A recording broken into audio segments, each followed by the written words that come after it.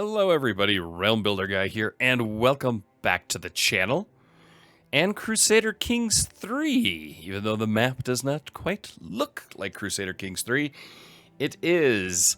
And it's something I've been really excited about being released as an update, and to bring to the channel and show you guys and do a series. This will be a series, it may just be a short series, but I still want to highlight the game in the version of this mod. And this is, of course, the Lord of the Rings Realms in Exile mod. This is version 2.0 that just got released on the 3rd of April. And it brings the world of Tolkien and Middle-earth and Lord of the Rings to Crusader Kings 3. As you can see here, it is an absolutely glorious map that they've put together of the pertinent parts of Middle-earth, pertinent to the stories at least. And you can see here in 2.0, they filled in already a lot of the map. Now this is extremely detailed, with a lot of factions, a lot of characters, all the different cultures and religions and unique buildings. They've put in a ton of work. Now the original version, you basically just had, let me scroll in here a little bit. You had the Riddermark, Rohan and Isengard, and Dunland. Well, what they've now added is Gondor, Mordor, Umbar down here, as well as a lot of the Haradrim's people, and then added more Dunland factions, then factions north of Rohan, and fleshed out the rest of this region here.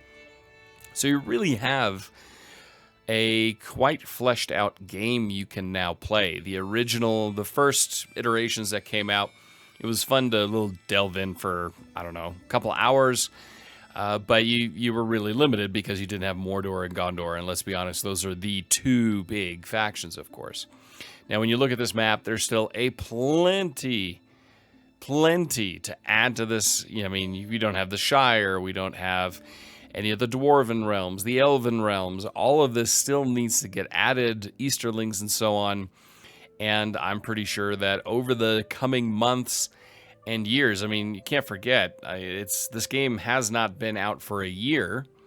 It's been out for just around 6 months at this point, and this is how much they already have. So I think for the 1-year anniversary, we can expect, a little more fleshing out in this area here, and then maybe within a year or two, we'll have it complete, absolutely complete in the Third Age. And it does start in the Third Age. Get out of that. As you can see, it is the 1st of January of the Third Age 3000. So, of course, we've got the War of the Rings and everything coming at us. Now, this first episode, I have chosen to go with King Theoden of the Riddermark of Rohan, the king of the Rohirrim of House Eärling. Now, the reason why I picked him and decided not to go with Gondor or Mordor or Umbar or one of the Haradrim is just, honestly, I love the Rohirrim. Rohan is, I'm an absolute Tolkien nerd. I watch all the channels on YouTube that deal with Tolkien lore or Middle-earth lore, and Rohan has always been my favorite entity. It was in the books and then the movies and just the stories around it. It's something that I really enjoy, kind of the, mixture of Anglo-Saxon and Viking culture into a horse culture. I just find it fascinating. Of course, they originated from up here in the north and then kind of migrated down, and the king of Gondor gifted them the Riddermark. If you want to find out more about that, I suggest you look at channels like the Men of the West or Nerd of the Ring as an example. They have a ton of videos on there explaining the lore behind everything in Middle-earth. Those are great channels that I am far too addicted to. So today's episode, what I want to do is kind of go in, show you some of the characters, kind of show you the mod, and talk about our strategy here as Rohan, what we want to do, and then we'll continue on moving forward. As you can see here, we have King Theoden. His son and heir is Theodred, who, of course, dies in the movies, but at this point in the story, he's still around. Look at that, 29 martial and 29 prowess. He's quite quite the stout individual. And Theoden is no slouch either. 32 martial, 15 diplomacy is pretty good. He's good stewardship. Not a great intrigue. He's got 41 prowess. Then on top of that, you've got your standard brave, compassionate, like a lot of the standard traits that come with CK3. But then you also have here Horsemaster, Rohirrim Horsemaster. That looks absolutely fantastic. What that gives us is a +5 to martial, +5 to prowess, a small health boost, disease resistance medium boost, prestige bonus of 0.1 per month. Same culture opinion +10, attraction opinion +10, vassal opinion +10, light cav damage +10%, cav toughness 10%, heavy cav damage and toughness +10%, and likelihood of dying in battle is down by 50%. It can be inherited. And of course, Theodred has that as well. We look at more here. They've got Eomund in here. Let's see, anybody else we can find from the stories. I'm going to see if we've got any Grima. There you go. Grima, Wormtongue. He's in the game, which is kind of cool.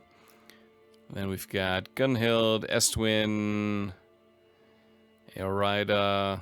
Try to see. We don't have Eomer. I mean, he may be in there. I just haven't found him yet. I mean, there are a lot of characters. So as you can see, there's so much now to it. Now, everything that's kind of outside of that is impassable terrain, so you can't go there. But some of the other characters you find in this mod, you've got Saruman, of course. Then you've got Sauron. You've got Denethor. And you've got Boromir as well as Faramir in the game. So you've got quite a few. And then down here in Umbar, you can be the last king here. This is King Kathu Phasgan of Umbar, Kingsmen, Faith, and then Umbrian culture. So there's just so much to this mod. You can see here we've got some there Haradrim. You've got all the coats of arms. There's so much cool stuff. And then if we scroll in here, you can see here we've got some Uruk-hai leaders in the game. Then you've got the Mouth of Sauron, and here you've got the Witch King of Angmar himself. So this is a nicely fleshed out game with already at this point so much you can do. So much you can do. Then we've got Dynasty Legacies we can go down. These look like they're pretty much standard. So there's nothing out of the ordinary there, but they're pretty amazing. If we look at Sauron, you can see he's the Dominion of Mordor. He is Empire tier. What do we have here? I mean, Elusive Shadow, Brilliant Strategist. He's Maya, so obviously that's coming from the gods himself. His primary heir is the Blind Sorcerer, so a Nazgul. Very cool. But look at it. Look at that. 50 intrigue, 24 learning, 17 stewardship, 39 martial. Cult of the Lidless Eye, so evil. Faith, and a fallen Mayan culture. What else we have? He's a patriarch, a schemer, genius, Herculean, and of course the Mayan. There you can see his house sigil. If we look at Denethor, anything special here? Faint traces of Númenórean blood.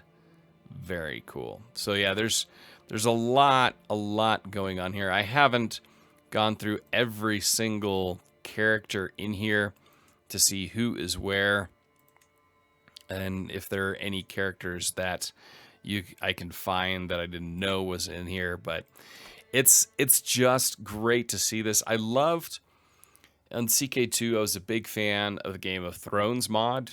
Towards the end, that's really all I ever played. I assume a Game of Thrones mod is coming. It may already be here. I just haven't seen it or heard about it, but I'm assuming that that's coming to CK3.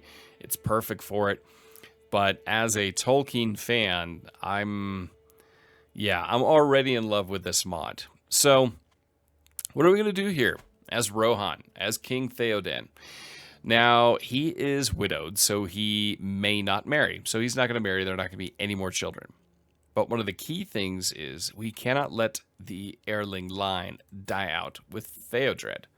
So Theodred definitely needs to get married. But let's go through the top things here. We've got available dynasty legacy. We're going to go with House Warriors because we are, of course, a warrior culture of Rohan. Then a lifestyle. He's going to go martial and strategy. I think that's perfect for Theoden. And he needs to get married. So let's see what we can find here. We've got some High Lordship of Lebanon. Now, of course, I don't know where any of these are. Lebanon is in Gondor. So that is a Gondorian match. Let's take a look at alliance power. So that would be there. Faint traces of Númenórean blood. And it's inheritable. That's pretty nice. We have here Princedom Lucernac, Governorship of Saarland. These are all Gondorian. Gondor would be a great match for us. Let's see, how old is Theodred? Is 21. So marrying a 19-year-old Narniel would be pretty good, or Ivrinil. So she is comely, she is pretty, and they both have Númenórean blood. She is brave, zealous, and paranoid. She is patient, vengeful, and paranoid. So they're definitely paranoid.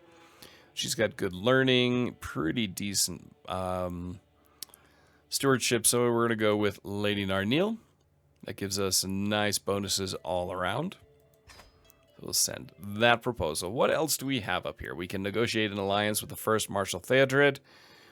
All right, so we will just accept that. You can challenge Chief Lagberg to a trial by combat. Who is Chief Lagberg? Okay, we can make shield maidens. Gunhild, we can make her a shield maiden. Ah, she's pretty powerful. Pretty powerful cavalry leader. She is widowed at 44. Can make her one. And then Estwin. See, she's 47. Not exactly great warrior, but we'll make her a shield maiden. Then we've got some to put into council positions. We can declare a ton of wars, of course. You have too few knights. So we will not invite knights because we need a little bit more prestige for that. So strategy-wise, let's take a look at our realm. We are... What do we have here? Primogeniture already set up as our succession law. So we're good there. No need to change anything there. Militarily, let's see, what kind of men-at-arms can we call in? Do they have any...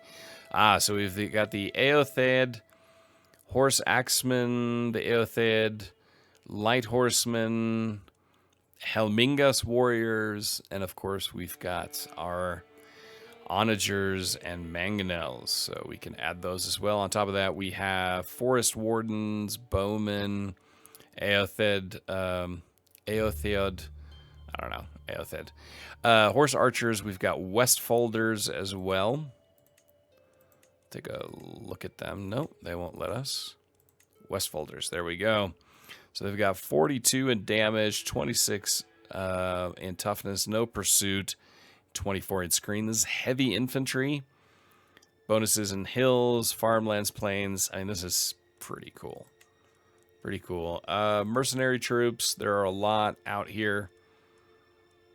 Yeah, they've put in so much time and effort into this mod. It's pretty fantastic. All right, on our council, of course, don't have a wife. Then we've got our lore master. That is Hereward. Okay, so let's see. Do we do any religious relations? Fabricate claims on counties. We can do that. Our chancellor is Third Marshal Dunhir. And then our steward is... Oh, that's Eomund. Aemond, he's our second marshal. Then our marshal is Theodred himself. And, of course, Grima Wormtongue is the Spy Master. So here, let's go towards, let's just do collecting taxes. He will train commanders. Awesome. Let's see, what else do we need? We need a court physician, so we'll start that search. Trying to see if there are any major decisions on here that are special. No. So if we look around, take a look at the Rittermark itself. So we have the Westmark, where Field First Marshal Theodred is the ruler. Then we have Harrowdale, where Third Marshal Dunhair sits. And we have the large Eastmark, where it's Eomund. There's Eomer. There we go. Eomer at 9 years old and his sibling Eowyn. Very cool. Already 25 prowess at 9. Not bad. And then we have here also Hartalf, and that is Third Marshal Vidmund. So that is our realm. Around us, of course, we have Isengard. Isengard right now. So he is Istari, a torturer, scholar, elusive shadow, mastermind philosopher, great eminence, arrogant, ambitious, and just. Right now, we still have a good relationship with him. So at this point in time, of course, all is good between Isengard and the Rittermark. Then right here, we've got, these are all Dunlendings. Of course, the Dunlands and the Riders of Rohan did not get along. Not even a little. Can't declare any wars because we don't have any Casus Belli. We don't have any claims, so we're all pretty much where we are. Now here we could declare, seize the Mark of Norwald because it's part of our de jure realm. Okay, but first we'll look at the Dunlendings. So here we have bad relationship with them. With these guys, we're okay. Okay, then we've got Dathaba. This is High Chieftain Thryden, who's a patriarch, aggressive attacker, and a reaver. There's Clana Domnar. So these are unreformed people of darkness faith and Dunlendings. So these are ones that we definitely want to go after. Basically, anybody that I'm seeing with a negative opinion are definite targets for us to attack. So it's really all of these tribes here to the north. Petty King Wolfgar of Dunlandfelds, not so much. Looks like we're okay there. I mean, it's a people of darkness faith. Consider them astray, but not evil. What about him? He's righteous. Okay, here we have Petty King Ismund of the West Marches. His primary heir is Mayor Baldwin. He's Rohirrim, or his faith is Rohirric, and he is a Rohirrim. We can offer him vassalage. Low feudal, he will accept low feudal obligations, so that means he starts with low taxes and low levy contribution. I think we'll go with that. We'll offer him vassalage right off the bat. So what else do we have? So that is the west. Let's look to the north. So here we, of course, have Lady Beowulf. We can offer her vassalage. Low feudal obligations. At this point, just to integrate them, we're not here to be tyrants. Then we have Lord Heth of Sewalt. He is Leofring, Rohirric in faith. Cannot offer vassalage to him. Okay. In Fortalf. So this is Leofring. So Hadorim group. And they are people of darkness faith, the withered court, and we consider them evil. So that's one we want to attack. Do we have any de jure seize the kingdom as part of our de jure territory? So that is one option. Then the Eastern Wall. Here we have Leofringas, also an evil faith. Vassalage they won't accept. We can declare a war for them, and they are de jure part of Rohan. And what else? Here, kind of the same thing. So all of these are these kind of Leofring tribes that we consider, I mean, they're unreformed people of darkness faith. All of these are areas to look at conquering. Not him. He's good. Rohirrim. Can't offer vassalage to him. We already looked at him. They are okay. I mean, it's different faith. So there are a few that we could go after and a few that I think we just leave alone. If you're wondering, yes, Erebor, the Lonely Mountain, is right here. Looking great.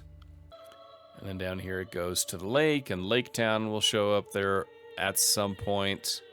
So that's all looking pretty good. So now if we look at, that's our northern border to the east. Of course, we have the Dead Marches, and here we have Chief Yagdush. He's pretty powerful.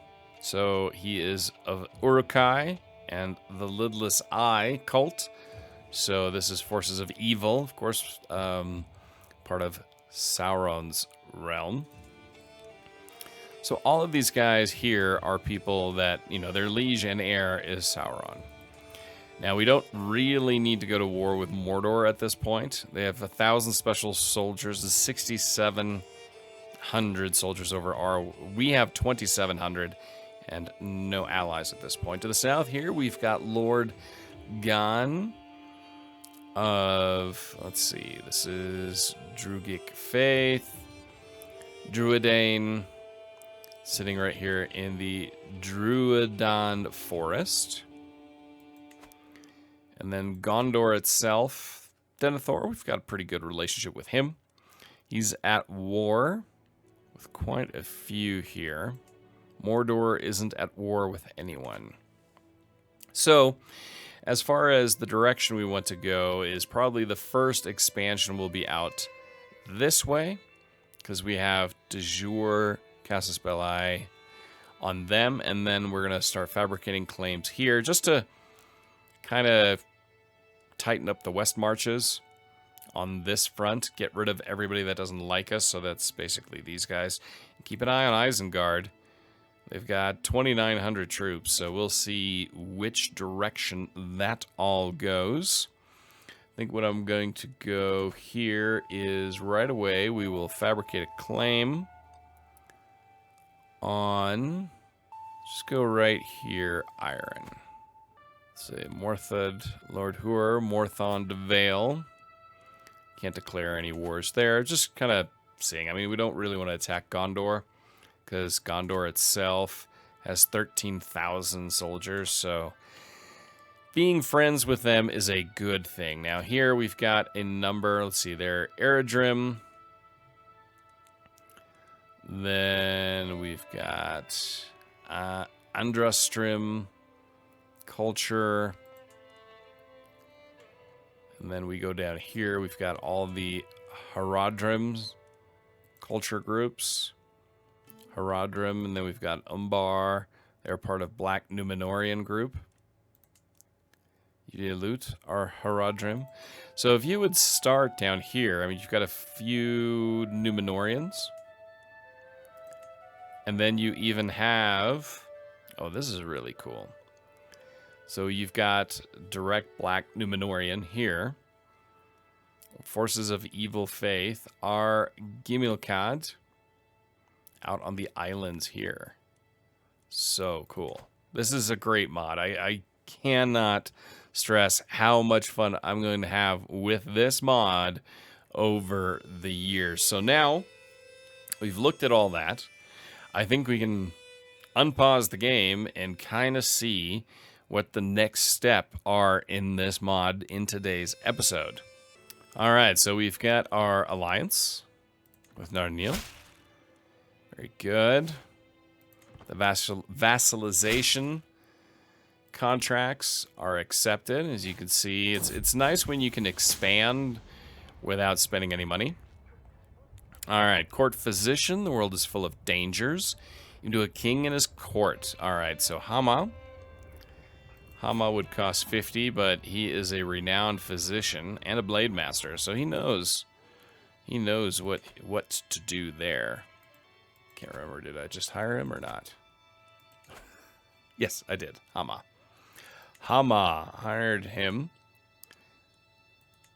Very nice. So the music you hear is not the music you will get if you just download the mod. This is actually a sub-mod that replaces the music with the standard CK3 music. If you just get the Realms and Exile mod, what happens is you will end up with Lord of the Rings music.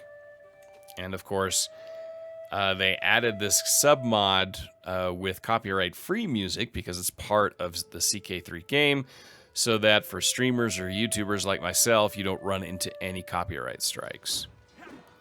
Looks like here we've got a little bit of a war, an internal one. Let's see, Erkenbrand and is attacking Theodred in a war against the tyranny of Theodred.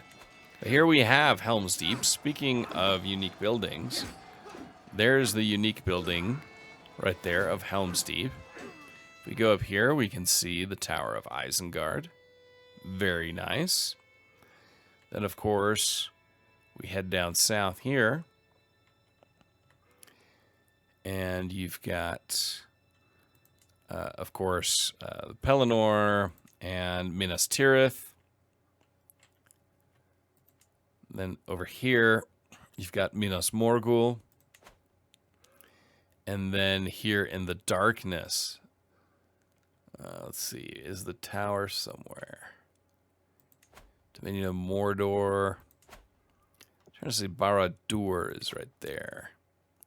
But yeah, they've done, there's Mount Doom. I assume that's supposed to be Mount Doom right there. But yeah, they've done an absolutely amazing, amazing job with this mod. The neighboring ruler won a war. Denethor has won against Lord Ancalamon of Nethos. Okay, not quite sure where that is. Oh, right here, Nethos. Isn't he also Gondorian? Ithilien, so he's part of the Dunedain group. Interesting. Gondorian is also part of the Dunedain culture group. So now what are we going to do is probably look at moving up north here. Chief Lagberg. Who are you? I mean, we can do trial by combat. I don't... Where is Chief Lagberg? Which one of you is Chief Lagberg? I don't know if he even pops up. Just flipping through here, looking for you. No. One of these guys over here. Not quite sure. Be that as it may, it's not you. It's not Yakdush. I gotta find out who that is. But anyway, our realm has now expanded nicely. You know, we'd like to gain these lands here, expand into here as well.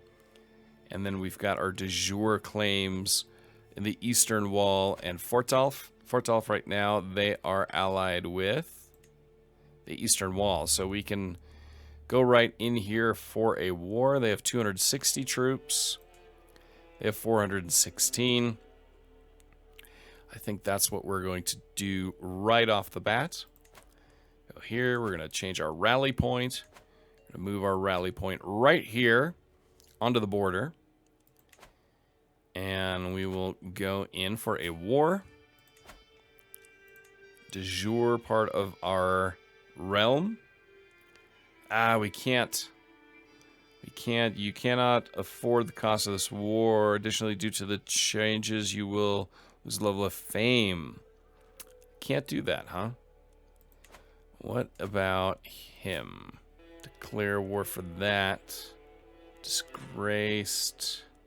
Could do a holy war for the county, because they're of a different faith. How about him? We could do a holy war for that whole county, and that won't really change anything. It'll cost us 100 piety, but we could do it. And it's not for the de jure claim. It's just for a holy war because they are of an evil faith. the Withered Court is an unreformed people of darkness faith. So I think we will do that, just to kind of see if anything has changed in that regard. So we will do a holy war for the county. We will declare the war now. Oh, they look fantastic. Look at them. Look at that model. That looks great. All right, let's head up north right away and take these guys on. Now they're saying chances are even. Hold on. I would very much like this to be not the king. Why are they considered chances even? Potential battle in 1 day. I don't see how this would be evil. Even. At all. But we'll see. I mean, go to war here. In this mod, no. I mean, that's a pretty quick and easy win. Looks great. We've captured the chiefdom right away, and we have won the war. Enforce the demands and disband our troops that look absolutely fantastic. And that's how quickly that the Rittermark has expanded. So obviously we're going to move here into the Eastern Wall and so on and so forth, kind of conquering all these lands, bringing them under the guidance of the Rohirrim. Do we have any prisoners? We do not. As far as county control, no, nothing there to increase control. And create the High Lordship of East Rohan. We cannot because we lack the 250 gold. So first we need the money, then we can do that. But it kind of gives you a general idea of this mod. Let me know down in the comments if you're going to give this mod a chance. If you have already, what have you played as, and how are you liking it? And let's let's see if we can get 100 likes on this episode, and let me know in the comments also if you'd like to see a full-fledged longer series, or if it's just me doing a few episodes so we get a feel for the mod. Let me know that down below. And until next time, I'm Realm Builder Guy, and I will talk to you soon.